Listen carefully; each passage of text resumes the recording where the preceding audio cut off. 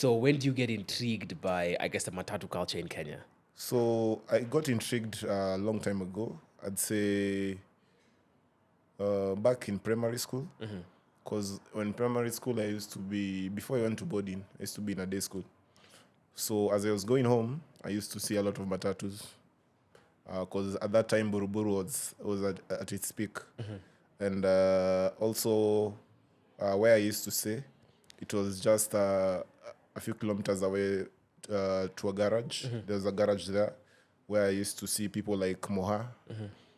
And yeah, I just got to talk to them and all that. But now when I got to high school, it became easier for me because now I used to take photos. I used to take photos of the vehicles. I used to interact with them when I go to town. So from there, that's where I grew my interest and also got to, when you are younger, you're a bit shy. But now as I got older, I got that confidence of, asking questions. Yes. So that's where you sort of you sort of start. So Yeah. when do you decide that this is going to be a possible career path that you want to follow? When I decided that was, I decided matatus would be a career when I was in Form 3. Form 3, that's when I started the page, actually. Because just from when we used to get out from school, used to take a couple of pictures with my friends.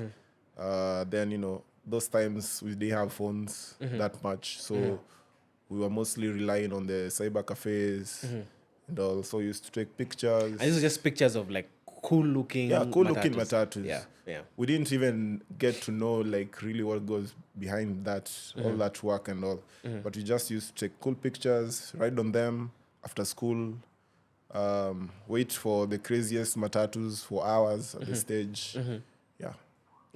So after high school, now that's when I tried to venture into the industry more and more. That's when I started taking trips to the garages and also to the fabricators. Yes. Okay. If we try and describe, if you were to try and describe for me what the matatu world looks like, the ecosystem and the different players around it, are you able to give that a shot? Yeah. I can mention. The different so people that make up the matatu world. we have the car dealers. Uh-huh. Then we go to the fabricators. We go to the salespeople. We go to the workmanship behind, like the people, they build the bodies and all, and the customization. We have the sound installer, light installer, music installer, graphic designer, branding artist, airbrush artist. Then we have the driver, conductor, also have the circle, which has officials in it.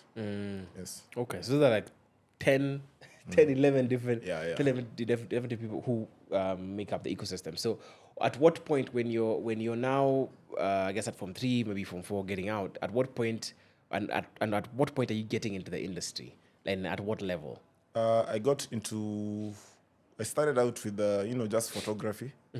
So just taking photos, videos, just documenting first of all. Part of the reason why I started Matwana was to document the industry, because we usually have a lot of creative work going on, but we didn't have maybe somewhere where we could refer to.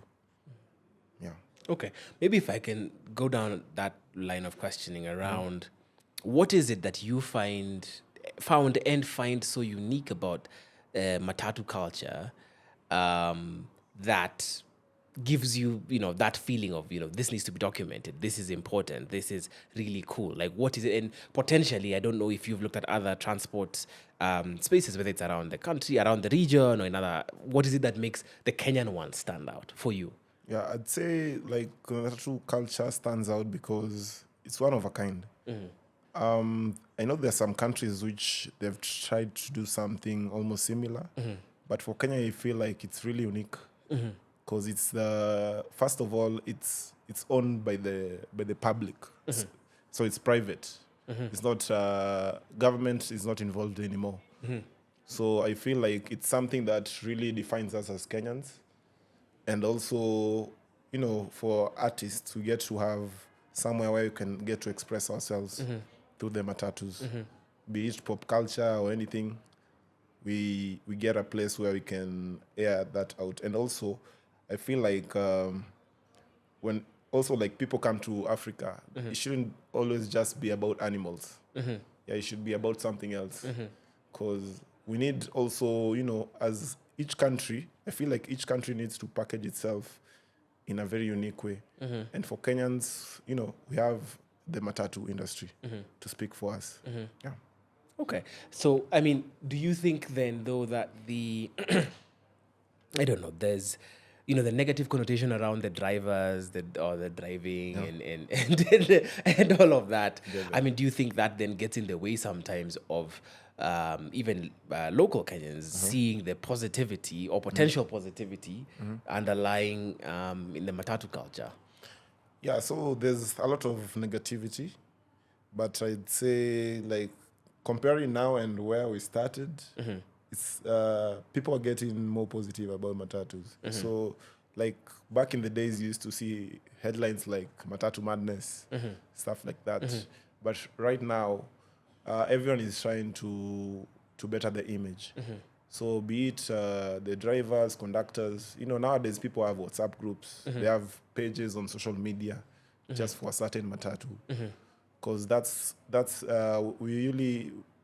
we saw that we can use social media to paint a good picture for the industry. And we can also get to display how we would like people, to receive us or to perceive us. Yes.